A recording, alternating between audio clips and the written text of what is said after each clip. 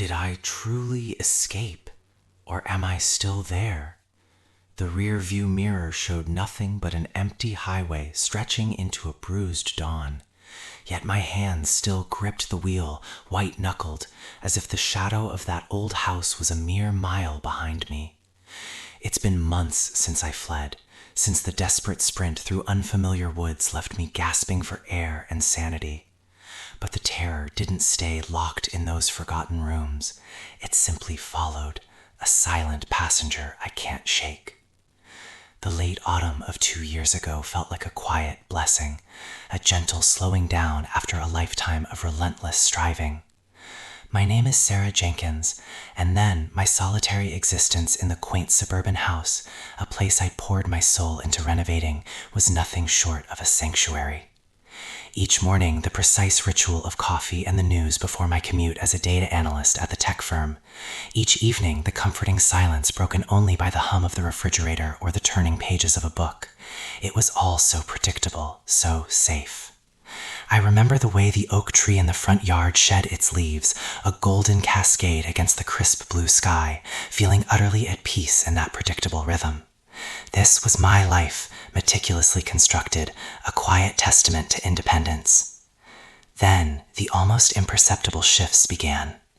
It started innocently enough, trivial enough to be easily dismissed. My favorite ceramic mug, the one with the slight chip near the rim, would migrate from the kitchen counter to the living room coffee table overnight. Keys I'd religiously hung on their hook would materialize on my bedside cabinet, cold against the polished wood.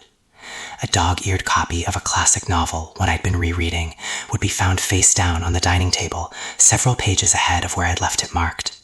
I attributed it to absent-mindedness, the inevitable scatterbrain effect of long hours spent staring at complex algorithms, or perhaps the house itself, an older structure, settling in strange ways.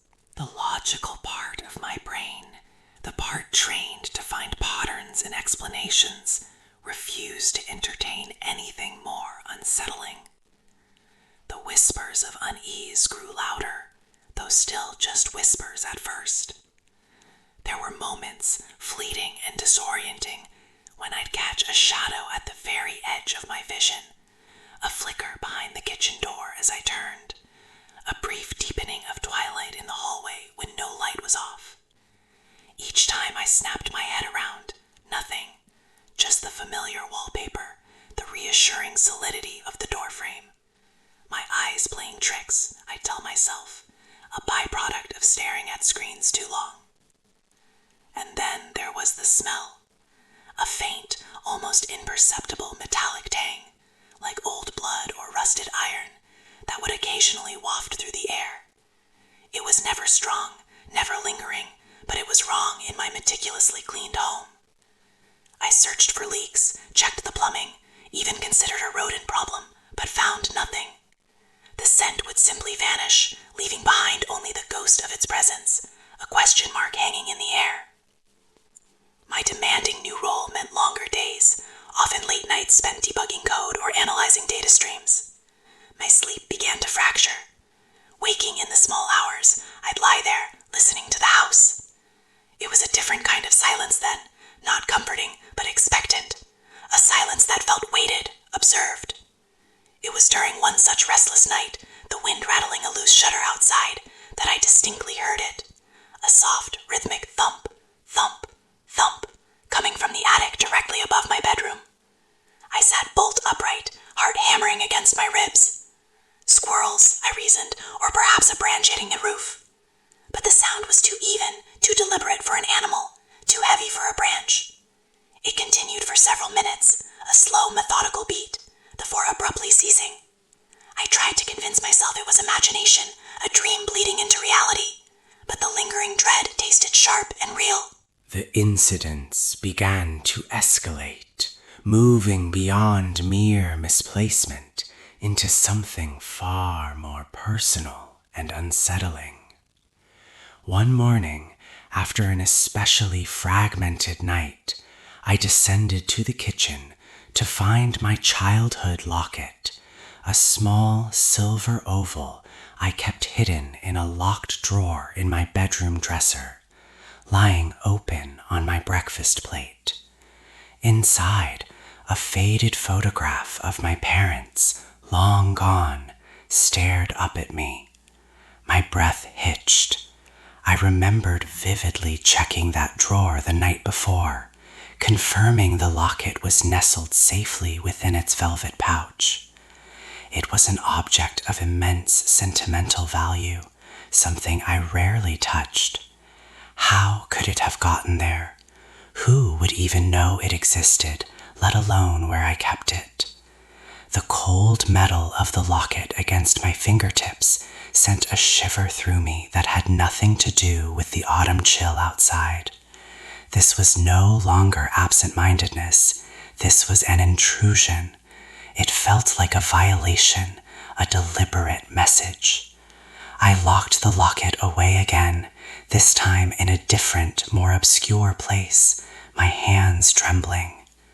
The house, which had once felt like an extension of myself, now felt alien, its familiar corners and shadows watching me with an unnerving intensity.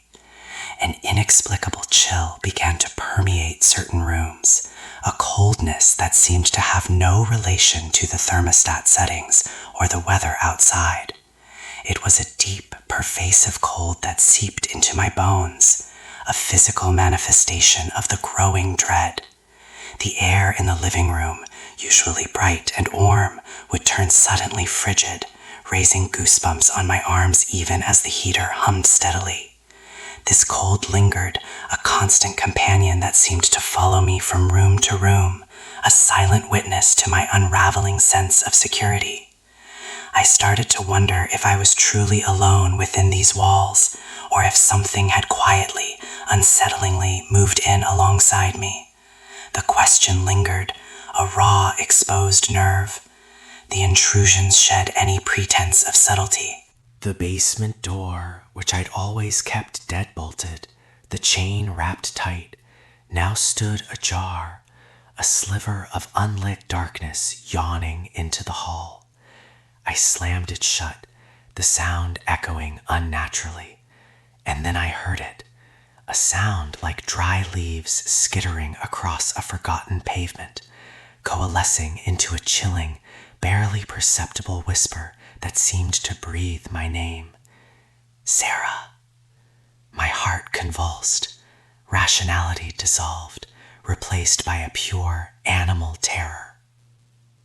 Then came the night. The pervasive cold from the living room had become a constant, following me even into my bedroom. I lay in bed, blankets pulled tight, when a profound, crushing weight settled onto my chest, stealing my breath. My limbs locked, eyes wide open. I saw nothing, yet a presence filled the room, vast and ancient, pressing down.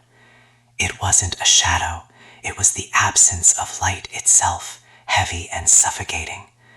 This was no settling house, no trick of the mind. This was real. A primal scream caught in my throat, useless. I thrashed, fought, until with a desperate surge of adrenaline, I broke free, stumbling from the house into the cold night, never looking back. The frantic drive across state lines was a blur of highway lights and rear-view mirror glances, a desperate flight from a physical place. Months passed, now settled in a new bustling city, the noise and ceaseless motion meant to drown out the lingering echoes. But the dread persists. I feel eyes on me even in crowds, and the faint, methodical thump, thump, thump sometimes surfaces from the apartment above, mirroring the attic. And that metallic tang, like old blood, still occasionally ghosts through my new, sterile kitchen. I fled the house, but I know now with a chilling certainty that the thing didn't stay behind. It attached itself to me, expanding its territory. The true prison, I've realized, is no longer the house. It's inside my own mind, waiting. The silence that followed Sarah's escape was never truly empty. It was filled with the echo of unseen footsteps, the lingering chill of a presence she couldn't outrun. Her frantic flight only shifted the landscape of her torment, proving that some shadows, once invited, cast themselves over the very core of one's being. It leaves us to wonder if the empty road behind her truly meant freedom, or if the darkest part of the journey had only just begun. The question remains, a cold whisper in the quiet. Did she ever truly leave? Sarah's story, a chilling testament to the unseen burdens we carry, truly makes one pause. Here at Content Channel, we want to hear your thoughts. If you were in Sarah's place, facing an unseen threat that seemed to expand its territory with every attempt to escape, would you have fled, or would you have stayed to confront the insidious presence haunting your home? Thank you for joining us through Sarah's haunting experience. We hope to see you again soon for another journey into the inexplicable. Next time, we explore a different kind of confinement, where walls are built not of brick, but of silence and forgotten whispers.